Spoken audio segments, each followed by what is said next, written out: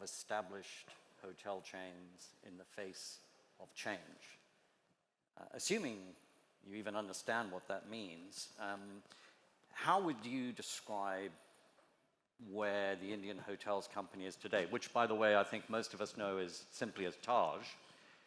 Do you regard yourselves as established? Do you see the company now as established? Wow.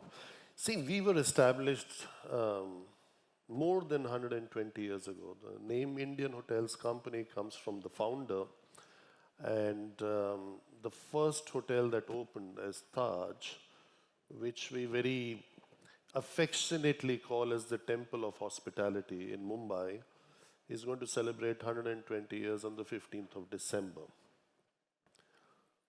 The second property was the Rambagh Palace, which came exactly 50 years later in Jaipur. Currently, this year is #1 TripAdvisor hotel of the world. I think that started the journey of establishing the Taj brand till today.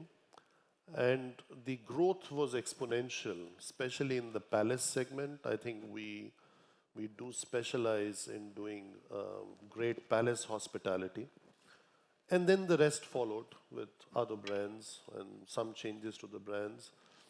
And yes, I would say very proudly sitting here, I don't like to beat our trumpet because we're a publicly listed company. But in the last 5 years or so, our market cap has increased by more than 4.3, 4.5, depends on the day and the exchange rate and what's happening. Our market cap per room is the highest in the world among the top 10 listed hotel companies, because we all talk about RevPAR. We just heard Mr. Alzabi talking about the average rate and the occupancy. I think we should also talk about value creation, especially when the theme of the summit is future. And we do a great job in creating value for others, but I think I can proudly say we have done a good job of creating value for our company and all our stakeholders. We have had phenomenal growth in reimagined brands. We have added new brands. We became debt-free. We have cash reserves. At the moment, life is nice. So, and inshallah, it should continue. So, I mean, I think you're sort of understating what's happened in the last 5 years, because you're just coming up for broadly 6 years on the job.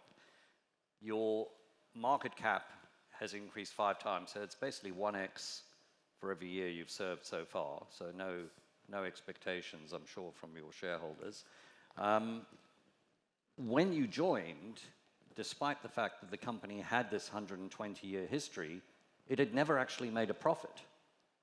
How did you find the company when you joined, obviously immensely important part of India's heritage and history, and, you know, with the Tata family, another very important part of the country's history, and you walk in and the company has never turned a profit? What were your priorities, and how did you achieve what you've achieved in what is a relatively short time frame? See, I think it's wrong, because we were very profitable and cash rich till at a certain phase in the life cycle of the company, we decided to go for a lot of trophy assets and international acquisitions, whether in leasehold or in freehold. That includes the pier in New York, or it had the first iconic trophy asset in Boston, and this property in San Francisco, Cape Town, and the list can go on, including Sydney. So, and the world changed, the world changed, it became aspirational, which was followed by the global financial crisis. So we were not profitable for a period of 8-10 years, 10 years, let's say, because in between we had 1 year accounting profit. But to answer your question, it's not that kind of a rocket science. It's basically a 7-step strategy. So first is you define a strategy and you commit to a strategy. By the way, this is a CEO of an Indian company talking about rocket science. I mean, we know they're pretty good at that, right? They've just actually put one on the moon. So Well, I thank. I think you should feel confident saying that you actually did a really good job here. I mean, this was not an easy transformation. It's going to be the subject of a Harvard Business Review. That's true. The Harvard Business School is writing a case study on us. But to come to that, you have a strategy, then you define an organization, and then you define clear roles and responsibilities under various functions. Then you choose the right persons who are very aligned, not just with the strategy, but with the purpose of the organization, which ultimately leads to outcomes. And one of the outcomes is a financial outcome. It could be a branding outcome. It could be a growth outcome. It could be diversification of the top line as an outcome. So there's a lot of outcomes that come. And then ultimately it goes back into the ethos of Tata Group. That is, whatever outcomes are there, they serve the purpose of the community that you live in. Because the founder who founded the Tata Group and the Taj defined that, and he defined purpose more than 155 years ago, that the purpose of any business is really looking after the community and is the purpose of the existence of any business. So I think this 7-step process, if followed diligently, if followed with the alignment, if followed with the nice level of teamwork that is needed, then the COVIDs can come and COVIDs can go, and things will work out fine. And especially during COVID, we all know Brand Finance is the largest brand measurement agency in the world. It has voted Taj as the strongest hotel brand for thrice in a row, twice as number 1, once as number 4.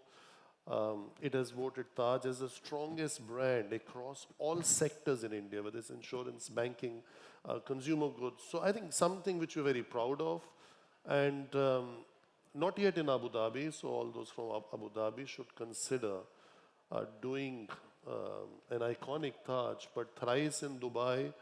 I think it's done quite well, especially the latest one on the Palm, and the Business Bay has always been the market leader. So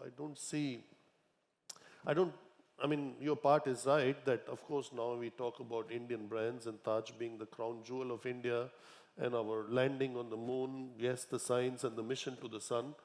So I think the best is yet to come. It's just the beginning. And talking about the best is yet to come, I mean, you touched on this.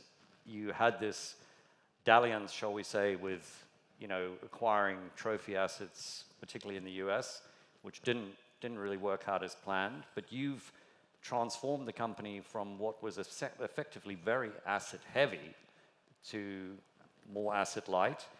What are the global ambitions now? Where do you see? How do you export Taj around the world? Obviously, you are going global. Where do you see the main focus of that? Whether we call it the Indian subcontinent or anything which is in 2 to 3 hours flying distance from key metros in India, I think we will have presence with all our brands. But anything beyond that, I personally am not a believer in just putting dots on the map with different brands. I think Taj is really the brand that we have today, which has the ability to travel across that national frontiers or more than the 3-hour distance.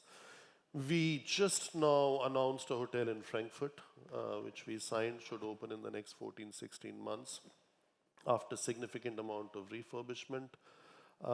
We signed a couple in Dhaka in Bangladesh, and we signed a couple also in Saudi, in KSA. I think we'll keep working at key gateway locations. We are not into the business of just counting rooms and number of hotels. That's not our business model. We rather be very solid and protect our 120 years of the name Taj. And even if one or the other acquisition didn't work out well, having almost 7-8 decades old historical property overlooking the Central Park on the 5th Avenue is something that adds to the brand. And one needs to thank our predecessors. I mean, the intentions are always good, but you don't control the COVID and you don't control a Lehman crisis. Things like this happen in a marketplace. And we are very excited. I think it's a brand to watch. Tell me if you mentioned Frankfurt. Obviously, you were based in Germany for years, and prior to the 5 years, 6 years you've been back in India, you spent most of your career effectively in Europe. We've seen a transformation in India. I mean, India is moving at a speed that is quite extraordinary. What about the Indian traveler?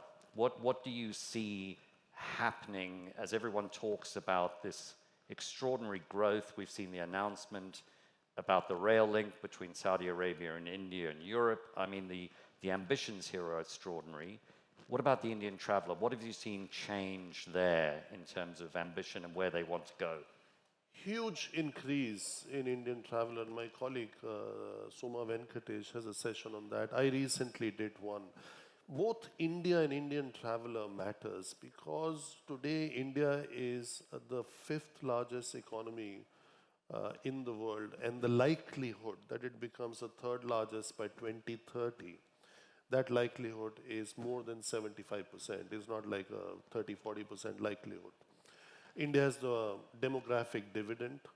The median age is one of the lowest in the world, is expected to hit the sweet spot in 2045. So another 22 years when it gets to like a 42, 45-year thing. There is a lot of disposable income. The world around us post-COVID has changed.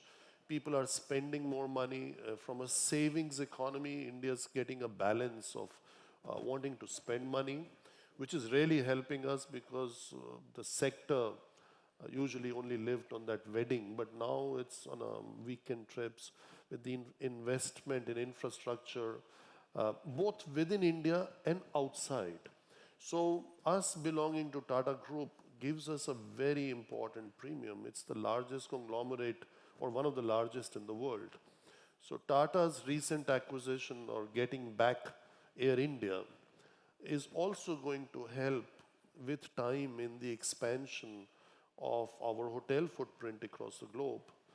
On top of that, we had this joint venture where we have majority with an airline called Vistara, which is flying to both Abu Dhabi and Dubai and London, and is also flying to Frankfurt, but now it's starting from different cities. As an example, Vistara is going to fly from Mumbai to Frankfurt 6 times a week. Now, whatever traditionally might have been, as an example, India and Germany, does not work the same way in future. Today, there are more Indian students in Germany than in the UK, something which is unbelievable and could not have been imagined.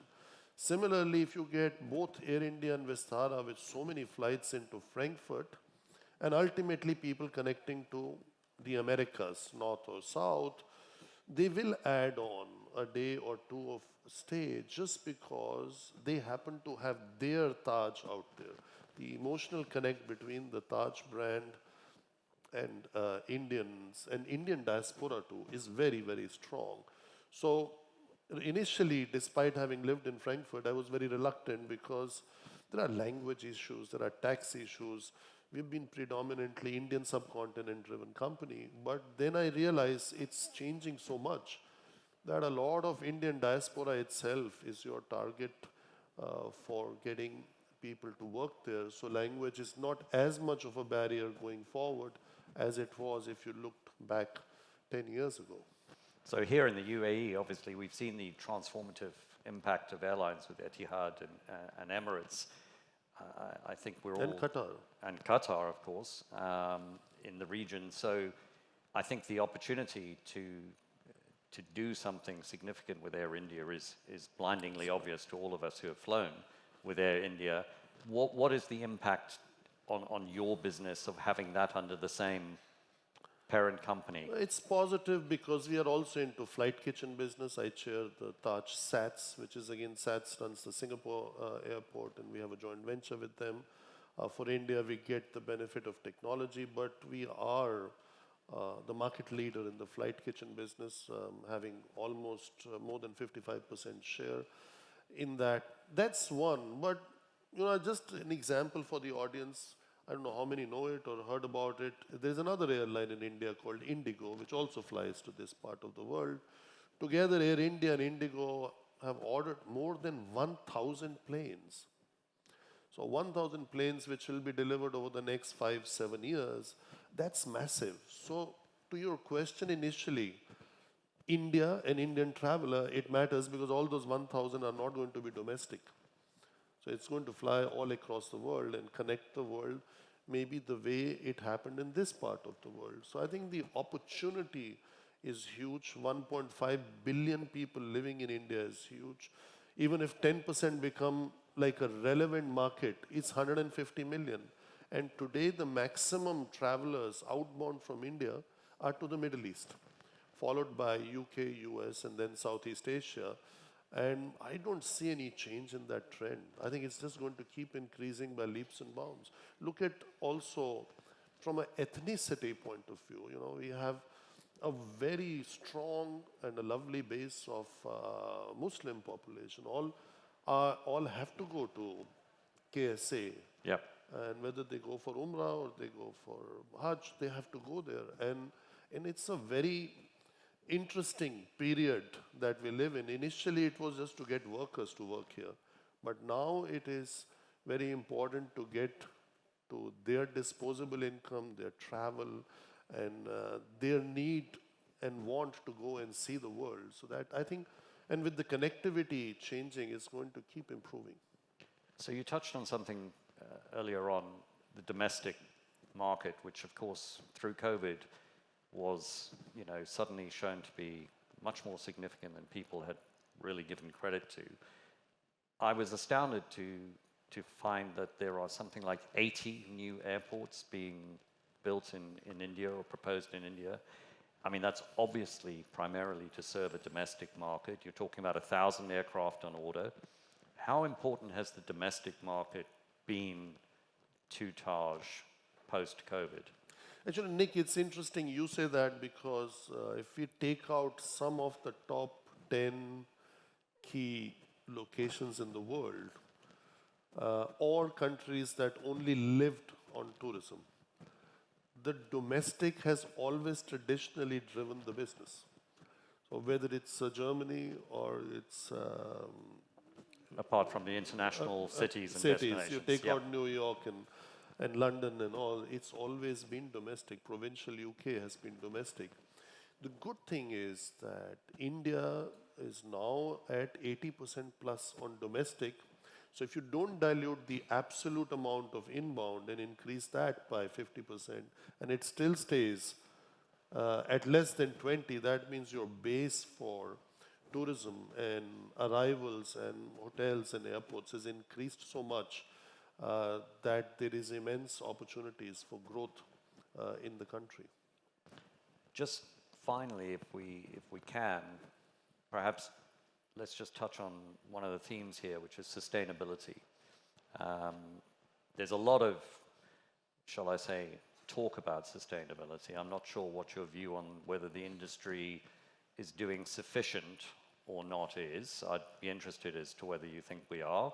And perhaps, can you just say something about what Taj specifically are doing in this area? We launched a program called Pathya. Pathya is a Sanskrit word which is walking on the right path.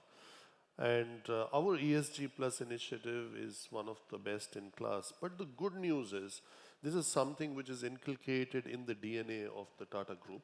As the whole, as I said, the founder defined the purpose of the existence of any business is the community itself. It's the largest stakeholder. So that is very deeply ingrained in all organizations. But having said that, I think our sector was also doing a lot, but maybe not enough. What definitely was not enough was we were not documenting it. We as Taj have been doing things for ages. The saris the Indian ladies wear in our hotels was always from the holy city of Banaras, supporting the Banaras weavers so that the heritage is protected. So from our point of view, we are adopting 100% all the UNESCO initiatives on the ESG plus. The 6 pillars that we have defined for Pathya is around 100,000 people will be skilled by us, of which 25% have to be women by 2030. We are not giving here goals of net zero or something in 2045. This is like measurable in the next 5 to 7 years, and every year we do a report card. And with the dual reporting, integrated reporting, which is becoming a requirement for publicly listed companies, it's easy to measure. Then obviously reusing all the water, recycling of 100%, going green with the meetings that we do, all the meetings and events. Also, there is only one of the 6 pillars which is at 50, because that's not really in our control, that is using renewable energy. So that's the one where we're at 50%. The rest of the initiatives are well in place. And as an example, I think one is you say what you will do, but I think it's also important to remember what we did. And for the audience here, you would be surprised to hear that, countries like India don't have the kind of social systems like you have in the West. So during COVID, we did almost 6 million meals for the frontline workers being served in the hospitals. We hosted 120,000 bed nights, and all this was being done when the revenue in the sector was zero. So all in all, I would say these are just examples of what we did, what we are doing. This is just a part of the DNA of the whole group. And within the group, the listed companies are really marching ahead in a very strong way. And also because under the Honorable Prime Minister Modi, there is a very strong drive in not just landing on the moon, but taking a leadership position on sustainability initiatives besides the leadership on digital initiatives. Well, on that very refreshing note, I think it just is for the audience to thank my guest, Puneet Chhatwal from Taj. Thank you. Thank you. Thank you.